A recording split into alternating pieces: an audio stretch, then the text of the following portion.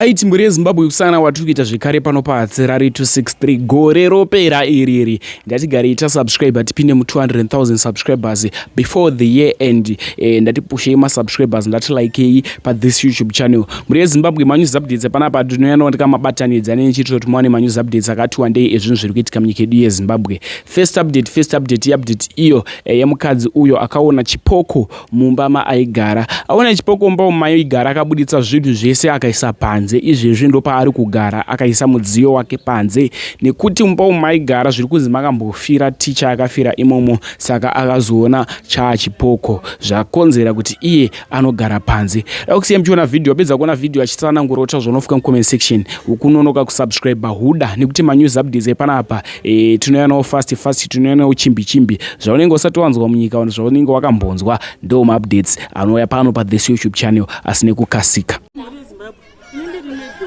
Saka kuya kwandakaita kuno handakatouta zvekutransfer ndakanga ndaiswa kuseri kwemakomo uko kumugano neMozambique.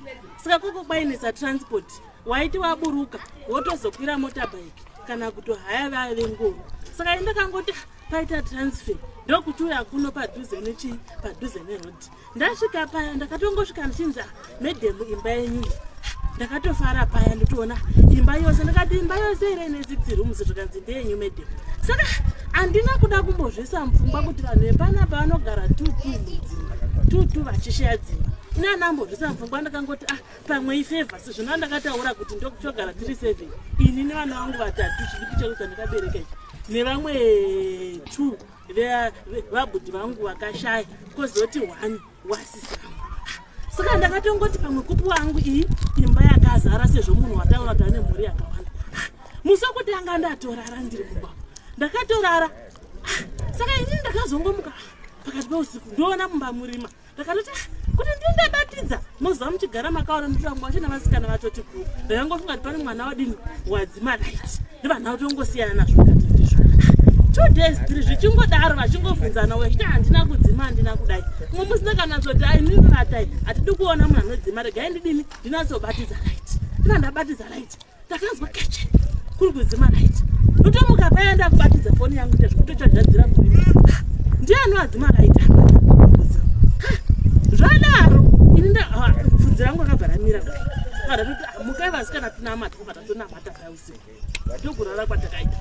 Zvino zvakazoitika ndezvekuchiti ziuro manheru takavata ndakati mbaitozonzwa dziri gogo dziri kuya murumu mangu paya ndozwa dhokwe ndoriri kutovhura munoziva ka ndakati ka bvudzi rangu ndo parakachimira kudenga ndiani ndotovhunza ndongoona unoita kunge muromo wakashama kudai ndochiona moto ndokuchitozobudisa ririnzwi zvakanzi muno mumba mangu wakaona muno muchigara munhu here ndini ndinogara muno ndakachitongo apa wakachimira nechekudhoo zvino ndachizvipeta ndongodeedzera vana vanovata muserumu ndongodeedzera ningiwe vana vaya vochitomuka paya manyai kuno votopinda voti chii ndakati panapa hapasi kugarika handiti ndangomuka makuseni ndakati vasikana ngatibudise zvinhu ndokuchitobudisa zvinhu panze ndakachinokera hedi ndakati headmaster kuno muno murumu munomu ndiudzei kuti semakandipa imi. Next update iyo yemukadzi uyo akabayiwa nebanga nemhondi after aenda mugomo rekunotoni kunonamata. Chenjedzo kune vana veZimbabwe, chenjedzo kune vakawanda kuti patiri kuenda kunonamata hatizivi kuti tiri kunonamatira kupi, hatizivi kuti musangano muri kuitira kupi. Garai makachenjerera. Video remukadzi uyu rakambotendera masirisi social media achitoyerera ropa achiti ndabayiwa nemunhu iye asina kupfeka mugomo. Dakusiya mchiona video pedza kuona video tazvorofuka comment section insahatsirari ndafunga kusiyai. Much love. Muri yeZimbabwe yakaona video rakaseculator muchierera ropa makachekwa. Chii chaizvo chakanyazoitika? Chakaitika ndechekuti ndakakwira mukati megomo ndichiti ndonosangana nevamwe vatendi tigonamata pamwe chete.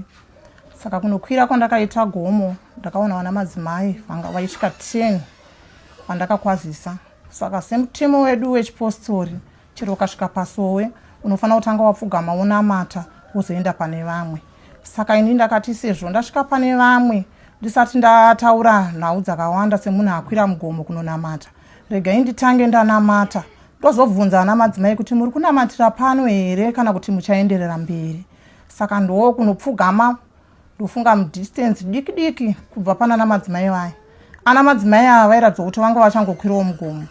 Sekuona kwavakaita kuti ini ndasvika ndakunamata iwa ndinofunga kuti vanga vangosvika vachigara vachitaura nyaya. Ndopo vakati ngatiendei kunonamata zviya zvekuti mumwe anenge achinamata pake mumwe achinamata pake. Saka vese vakaenda one side. Ini ndokusara ndiri paside penzira ipapo pandakasara ndichinamata.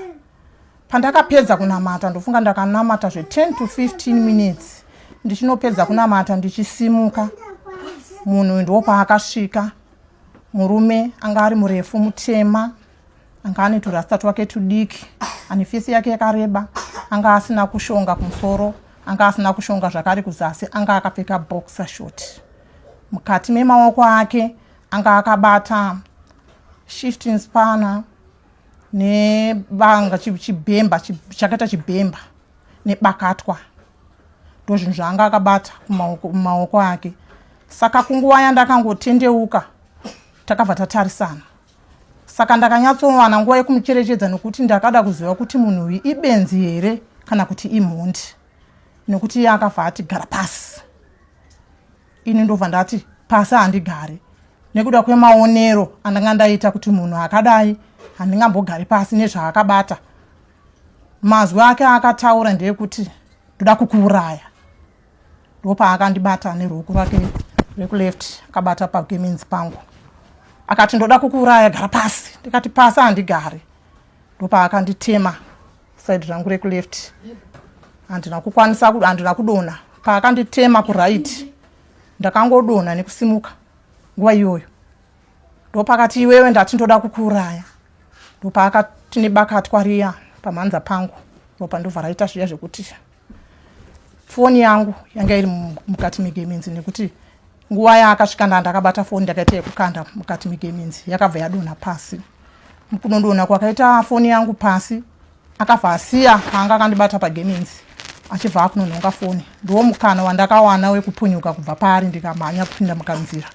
Ndikusangana nababa wechikuru madzibaba. Wakati chii? Ndikati ndarwiswa izvezvi apa pandanga ndichinamata. Munhu wacho haana kure kwaari atori pedyo.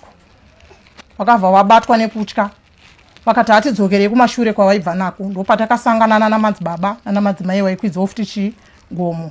Vanova ndo pana madzibaba mumwe chete akabva atora vhidhiyo rakatenderera. Akati zvaakutyisa. Regai titore kuti vanhu vazive kuti ndo zviri kuitika mukati megomo rino iri. Panguva yacho iyoyo ndanga ndine chiveve. Ndanga ndatanga kunzwa marwadzo. Ende zvekuti ndakuvara ndanga ndisati ndanyatsoziva kuti ndakuvara sei. Ndaingofunga kuti semunhu uyu achero ukangobayiwa uri munhu ungobuda ropa. Ndakazotanga kunzwa pain ndadzika gomo. Kuchinzi kwafonerwa polisi kuti iuye. Yakazofona ikati mota yepolisi iri kure. Munhu iye ngaauye kuno. Ndikuzotakurwawo nevamwe baba vakanditakura kunondisiya papolisi. Tabva papolisi ndakazobvawo zvakare nevamwe baba vakafamba neni kubva papolisi kusvika pachipatara cheNorton General Hospital. Ndo pandakazobatsirwa pandakazosonwa. Ndikasvika ndikanzi ndindisai kadhi. Ndobva ndati handina kana chandinacho ndatorerwa zvese zvandanga ndinazvo. Ndokudhindirwa kadhi rangu ndobva panzi paidiwa mari yekuti ndikwanise kusonwa. Ndakafonera hanzvadzi yangu inogara kuno Green Valley. Ndo yakasenda mari akazoita kuti ndisonwe. Saka ndakasonwa. Wakati ndaikwanisa kuti ndiende kumba. Ndakazouya ndichitorwa nemwanasikana wangu nemurume wangu. Ndo wakazouya vachinditora paNorton General Hospital. Kwanga kwakuma past 9 manheru. Ndo mafambiro akaita nyaya. Pana ndichiona ronda riri mumusoro menyu richiri ronda riri nyoro. Ichokwadi. Imimi maakunzwa sei? Inini iko zvinezvi ndichiri mupain. Ndiri mupain. Ndikasvika nguva dzekuti kwakuma past 1 past 2 pain yeronda riri kuleft kwangu inosimuka. Inotanga dzeusiku. Inosimuka. Ndinomuka ndogara pasi. Kusvika kuma past 4 ndofunga ndinotozotora mamwe mapain killer andinawo. Ndinomana wanguva iyoyo asi hakurumidze kunyararidza. Zvinozoita kunge zvaanani ndo pandobatwawo nehope. kubva apa ndasvika ndichicherechedza ndaichiona musi kukwanisa kudai mutsipa wenyu ndiyo peni yeronda iroro. Ndiyo peni yeronda iroro. Kana kufamba handikwanise kufamba ndichiita zvekuti pasi. Peni iyoyo ndo inenge ichisimuka mumusoro. Sorry, ndinoda kumbokudzoserai kumashure pichana madzimai. Pane zvakaitika izvozvo, imi muri munzwi wemweya here? Tinotenda ndiri munzwi wemweya. Alright. Pamakaenda ipapo hamuna kumbodzidziswa kuti pane njodzi kana miedzo muchasangana nawo here mukati mesango? Kwete. Ndakatoenda ndine mweya wekuda kunonamata. Mweya wekutoti kana kunamata kwangu kwandakaita ndaitoti Mwari zondisanganisai nevanhu vauya nemwoyo wekuda kunamata, nokuti inini ndainzwa kuti ndiri kuda kunamata Mwari wangu. Saka hapana chimwe chandaiona chichikanganisa kumberi kwangu kunze kwekunge ndaingonzwa kuti ndiri kufanira kuti ndinamate Mwari wangu. Patakashanyira Mambo Chivero, vanova muridzi wedunhu rakaitikira chituko chenyu, vanoti aiwa hongu iyo imbavha iyo yakatozvita, itori mbavha, itori mhondi dziri kufamba dzichiita zvinhu zvakaipa mukati menzvimbo, asi vaichema nekuti vechipfugamo venguo chena uno ndiNovhemba, mwedzi wambudzi, watinoti hakuna chinoitwa mumakomomo, makaradzikwa vasharukwa vemudunhu ravo, vasharukwa vatinoti madzitateguru avo. Imimi kuchinamato chemazuva ano munozotora sei kuti mwedzi wambudzi? Aiwa, ipapo ichokwadi havasi kunyepa. Havasi kunyepa, ndoshona yacho, ndochiwanhu chacho. Ndozvazvinenge zviri. Asi kungoti sesu senyama unenge uchingoti rege ndingoenda ndingonorara ndichinamata ndidzoke. Zvinenge zvazvedu, asi shona yavakataura ndiyo chaiyo chaiyo. Ndanzwa muchitsanangura kuti pain yamuinayo muri kufira kuti nguva mazuva ati wandei kubva pamakakuvadzwa, muri kufira kuti mimi muchiri kuda kurapwa kuenda mberi, chiri kukutadzisai kuti murapwe? Ndaona ronda rakaita kakuzvimba. Chiri kunditadzisa kuti ndienderere mberi nekurapwa inhau yepfuma. Ndofunga pfuma yakanga iripo yakangoitawo zvakaita kuti ndibatsirike panguva yacho. Semafungiro angu nechifunga kuti ndinofanira kutorwa x-ray kuti ndionekwe kuti mukati umu makamira sei, ndione kubatsirika kuti ndipore, asi nhau yepfuma ndo iri kutambudza. Alright. Muri yeZimbabwe iko zvino madzudzi awanda mukati menyika yeZimbabwe, zviri kunetsa zvakawanda, zviri kurwadza, zviri kurema. Nyaya ndoda kutanga kutaurana ndeyedzidziso kune vamwe vanamatiwo vechipostori nevasinganamati nemuri yeZimbabwe, sezvo muri mafamba rwendo muri mukati mechipostori muchibatanidzira shumbakadzi wari pano kuti adzidziwo. Alright, ndinongoda kungoti ndingotaurawo kune vamwe vapostori mukufamba mukunamata. Tofanira kungotedzera zvinodiwa mukati memakomo, mine mitemo yamo pakufamba kana pakunamata. Kana vanhu vakanzi vamire kukwira makomo tofanira kungomira. Apa ndinenge ndichingotaura kuti izvi zvakaitwa handiti Satani, ndongoti zvakaitwa nekuda kwaMwari. Mwari wane chikonzero chavakazviitira, ndokutenda kwangu kwandinako. Nekuti ndichidzika gomo ndine munhu akataura neni akati dai ndirini ndinonamata ndainamata Mwari akadai anondichekesa, anondipondesa. Asi ndakapindura munhu iyeye zvakapa kuti nevamwe vatendi vanga varipo vagutsikane. Ndikati handituke Mwari wangu, handirambe Mwari wangu. Izvi zvaitwa naMwari ende zvaitwa nechikonzero, ende Mwari vane chavari kuda kuti varatidze. Ende nanhasi ndokutenda kwandinako kuti Mwari vane zvavari kuda, ende vane zvavachiri kuda kuti ndiite pano panyika. Nekuti Mwari dai vanga vasingade kuti zviitike ka, zvakatondipa chidzidzo chekuti Mwari vanondida, ende Mwari vane zvavari kuda kuti ndiite.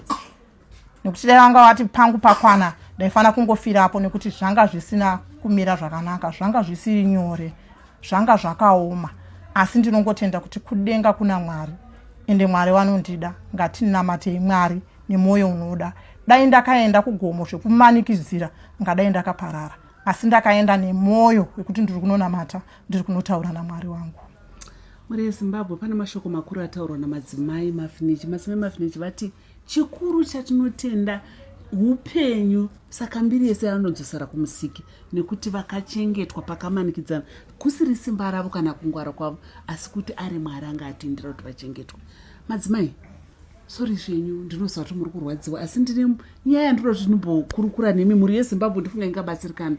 Kuguruve kune chiitiko chiri kuitika chekuti kuri kunzi kune varume vari kufamba vachibata vanhu, vachida kutora mapatsi evanhu, vachiita zvavari kuita, vachiti vari kutumwa nen'anga kuti vanoita zvinhu zvakaita saizvozvo.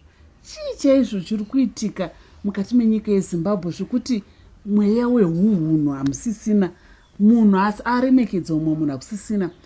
Ndichisanganisira tsaona yamakasangana naiyoyi, zviri kungoda kuti fananei? Chokwadi zvinoda kuti fananei inhau yekuti munhu anenge asingade kuti ashandise maoko ake kushandira upenyu hwake.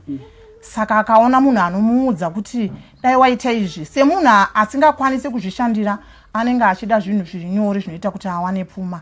Asi hatizvikurudzire kunge zvichiitika mukati menyika yedu ino yeZimbabwe. Tichifanira kuti Mwari dai watiwanira nyasha, mweya wehumhondi ubve mukati mevanhu. Munhu anofanira kuona kuti dai ndanga ndirini ndiri kuitwa zvandiri kuita munhu uyu. Vanhu ndoti Mwari dai wapindira, tanzwa kutya Mwari. Vanhu vanzwa kutya Mwari nekuti paunotema mumwe munhu ukafunga kuti dai ndirini ndaitirwa izvi, unonzwa kutya Mwari. Asi inhau yekuti vanhu vanenge vasina umwari mukati memwoyo yavo, vanenge vakangokura vari vanhu vane mweya wehumhondi wekuti hakuna Mwari. Inini zvandinenge ndaita chero ndawana pfuma zvangu zvaita, asi ndinongoti dai tatya Mwari, dai mwoyo yedu yaita chimwe chete, tagona kunamata kuna Mwari kudenga uku. Kuna Mwari wamuri kutoona wekuti vamwe vakatofambisa shoko rekuti inini nyama yangu yakaparara, asi nhasi ndini ndiri kutaura handina kuparara nekuda kwehukuru hwaMwari hwandisingasiye kusvika ndapinda muvhu. Handisiye rwendo rwekunamata kusvika ndapinda muvhu nekuti Mwari wakamira neni pakaoma. Saka ndinongoti Mwari vamwe chete ivavo dai vagona kuzodza mwoyo yevanhu vese, tagona kuvanamata, tagona kuvatya. Dzimweni dzenguva zvingaderedza mweya wehumhondi mukati menzvimbo yeguruve iyoyo.